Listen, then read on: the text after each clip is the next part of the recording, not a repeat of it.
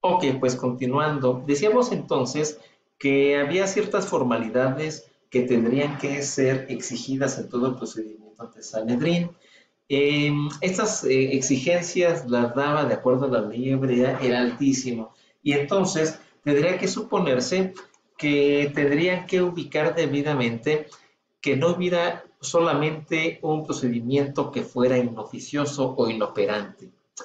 eh, Tenían que determinar que realmente al llevarse el procedimiento, al momento de que se determine la resolución, pues ésta pueda cumplimentarse. Ante ello, hubo un argumento que me permito leerles. Dice, si protestáis de vuestro buen deseo, si me encarecéis vuestro afán por hacer justicia, yo os contestaré que ante todo debéis procurar no parecer tan injustos, y que si tanta es vuestra rectitud, si tan grande es vuestro amor a la justicia, debéis anular todo lo que se ha hecho. Debéis a vuestras casas presentaros al cónclave mañana y ahí empezar de nuevo la causa, si es que vuestra conciencia no os dice a gritos que Jesús de Nazaret es inocente, que Jesús de Nazaret debe ser desde luego puesto en libertad, después de darle una reparación igual a las ofensas que le habéis hecho. Es decir, al momento que no había diurnidad y que se estaba violando el principio de publicidad, lo que está proponiendo Nicodemo técnicamente es que se suspenda ese procedimiento para que al día siguiente, cumpliendo los principios de diurnidad y publicidad, pudiese entonces llevarse el juicio en contra de Jesús de Nazaret, situación que sería más lógica y más obvia. Sin embargo, ellos estaban renuentes en tomar de base, sobre todo el, el, que fuera un acto indebido. Y entonces, ¿qué propusieron? Continuar el procedimiento aún y las violaciones que estamos actualmente aquí conteniendo y que se establecen en esta diapositiva. ¿Qué pasó entonces? Eh, Se da un segundo argumento antes de llegar aquí, que era en torno a un tercer argumento, perdón, que es en torno a la libertad absoluta y completa defensa. ¿Qué establece principalmente Nicodemo? Pues él dice que lejos de permitir a Jesús que tenga una libertad absoluta y completa defensa, pues han procurado poner todos los obstáculos, obviamente porque está la puerta cerrada del domicilio de Caifás, donde están llevando el juicio, y la norma decía que tiene que ser a puerta abierta. Dos, es en la noche, y el principio de diurnidad establece que tiene que ser antes del ocaso del sol. Entonces, no había tampoco una absoluta ni completa defensa, porque te está impidiendo a este inocente, principio de presunción de inocencia, se le está impidiendo y obstaculizando que pueda él estar ante el tribunal de Israel, que es el Sanedrín, debidamente, que ese tribunal de Israel tome la causa con el empeño con que se deben de determinar respecto de defensores y causas a otros más viles asesinos o ladrones. Entonces se estaba queriendo establecer un procedimiento a todas luces inoperante. Después él preguntó, ¿qué significa, jueces de Israel, que Caifás, el gran pontífice, haya conjurado por el santo nombre de Dios a Jesús de Nazaret para que contestara una pregunta tan malintencionada, tan ilegal como capciosa? Recordemos que cuando apenas llegaba Jesús ante Anás, le preguntaba que qué le facultaba para él hablar en nombre de Dios, y lo que él contestó es que no necesitaba ningún título académico para poderlo hacer y que siempre lo ha profesado. Con esto él estaba consagrando y constituyendo el delito de blasfemia. Pero sin embargo,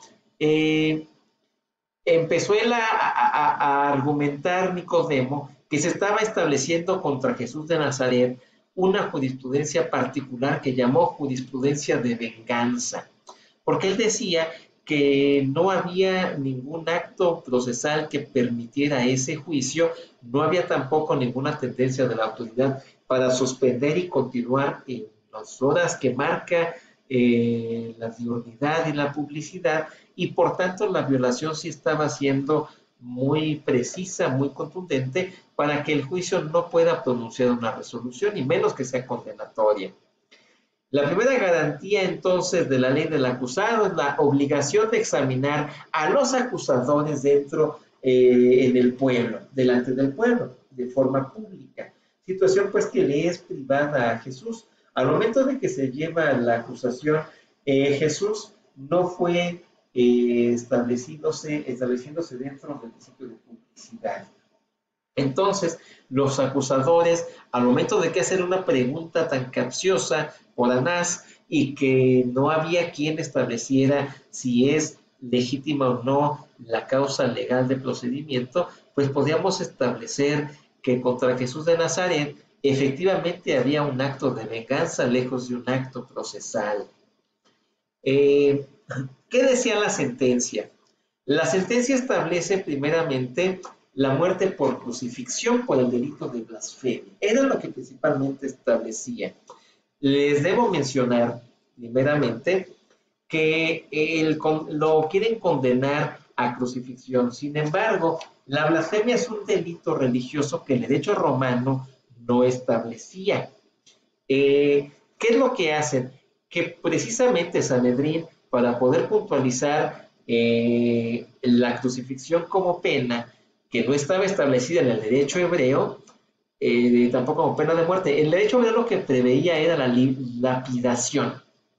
En esta lapidación se establecía el apedreamiento del condenado, pues tenía que ser de forma pública, de forma consistente, para que tenga también la ejemplificación, que como ya dijimos en los temas anteriores, pues era parte de la tendencia que tenía el sistema penal hebreo. Entonces, ¿qué era lo que pasaba? Pues que aquí no había delito de blasfemia. Tampoco la pena de muerte por crucifixión, sino era por lapidación. Por consiguiente, pues el Sanedrín aplica pena de muerte a Jesús, no prevista en la ley judía, y por tanto se estaba estableciendo una revisión delictiva de un delito no establecido en la ley, y además que la autoridad carecía entonces de competencia para poderlo llevar. Es decir, que Sanedrín aplica una pena de muerte no prevista por la ley judía. Como ya decíamos, la crucifixión estaba establecida por la ley romana, no por la ley hebrea. ¿Qué era lo que buscaba en la crucifixión principalmente? Pues castigaba los delitos más graves como la piratería, como la sedición, como la rebelión. Y entonces, por lo mismo, el tribunal de Sanedrín, cuando ve que había tales incontingencias, pues decide condenar a Cristo por la pena en la cruz, sin tener obviamente la competencia para decretarlo, porque no es un juzgado de corte romana. Entonces, ¿qué ocurrió? Que los miembros de Sanedrín, con la intención de que Poncio Pilato pudiera homologar la resolución que era propuesta por Sanedrín a la resolución propuesta por el derecho romano, y entonces sí se pudiera establecer que muriera Jesús en la muerte, pero por otro delito, que fue el delito de sedición, que consiste principalmente en un delito de orden público, donde vas a poner a todo un grupo de personas en contra del gobierno. Bajo ese tenor, entonces, lo que proponían los hebreos, el tribunal israelí, para poder llevar a cabo una pena de muerte que fuera la crucifixión, porque vieron que realmente Sanedrín no lo podía hacer, pero pensaron y dijeron, ya sé, vamos a llevar la causa ante Poncio Pilato para que él lo establezca por crucifixión, que fue lo que veremos en la siguiente tendencia cuando hablemos del juicio ante Poncio Pilato y podamos establecer primero el sistema de derecho románico. Pero eso no es todo. ¿Cuáles son las violaciones procesales que hasta ahorita podemos ubicar? La primera es la violación a principios de publicidad. Decíamos que tendría que estar de forma pública, puerta abierta, para que el pueblo pueda constatar el procedimiento. El procedimiento se llevó primera violación en la casa de Caifás, no en el recinto oficial llamado Gazit o templo, sino en la casa de Caifás. Segunda violación, obviamente en esta violación, si es de la casa de Caifás, está a puerta cerrada, violando de manera más precisa el principio de publicidad. Segunda violación es el principio de diurnidad. Recordemos que Nicodemo dijo que ¿qué hacemos en la noche? Porque obviamente no fue en el principio de diurnidad antes de que llegue el ocaso del día. Tendría que establecerse este principio que para poder llevar a cabo juicios ante Sanedrín tendrían que ser en una hora donde el sol estuviese en máximo esplendor y posteriormente la puerta abierta para que la gente del pueblo pueda presenciar toda la magnanimidad del juicio.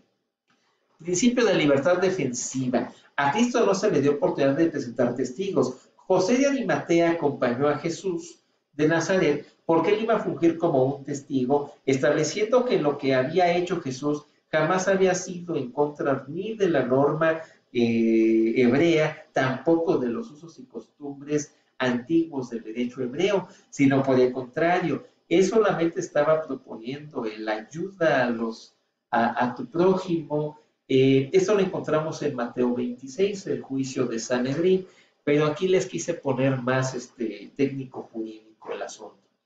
Entonces, tiene o pierde la oportunidad de presentar testigos a su defensa, a pesar de que iba José de Arimatea. Los testigos desde ese tiempo hacían prueba plena y la determinación de testigos que platicamos la vez pasada, lo que buscaba propiamente era que no se afectara el cauce del procedimiento y que tuviera la certeza legal de que el mismo fue apegado a una legalidad. Por esa razón el testigo tiene tanta trascendencia, incluso hoy en nuestros días. El Código Procesal Civil establece que 2 testigos sean prueba plena y que si queremos mayor robustecimiento para algunos litigios nos piden 3 testigos, como puede ser en asuntos de orden familiar. Pero bueno, regresando, no se le permite presentar testigos. Siguiente violación al principio de rendición estricta de la prueba testimonial y además del análisis riguroso de las declaraciones de los testigos. Es decir, la acusación que le estaban haciendo a Jesús fue solamente cuando Anás le pregunta quién lo autoriza para hablar en nombre de Jesús.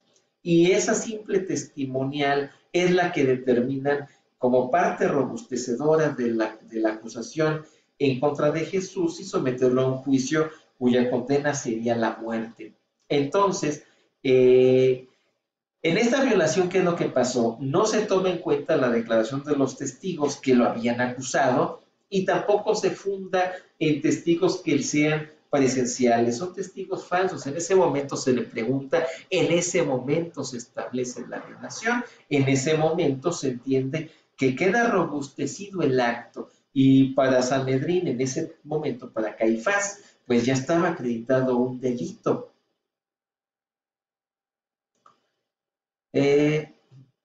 Siguiente testigo, violación al principio de prohibición para nuevos testigos que depusieran contra Cristo una vez cerrada la instrucción del procedimiento. Ya que con poseer la declaración de los testigos falsos, el Sanedrín admite nuevos testigos. Como no tenían mucho robustecimiento, comienzan a llamar a nuevos testigos. Aquí fue donde el enemigo de Jesús, que inicialmente les comentaba que fue Onkelos, él ya afirmaba que había una causa que sí tenía legitimación porque Jesús estaba hablando, andaba estableciendo, incluso dijimos, en esta causa se atropella toda ley, toda tradición y el Sanedrín, la suprema autoridad de Israel, porque decías que alguien está rompiendo las normas. Ese tipo de testimonios es lo que no puede permitir el Sanedrín. El Sanedrín decía que para que pusieran nuevos testigos, tendrá que ser antes del cierre de instrucción.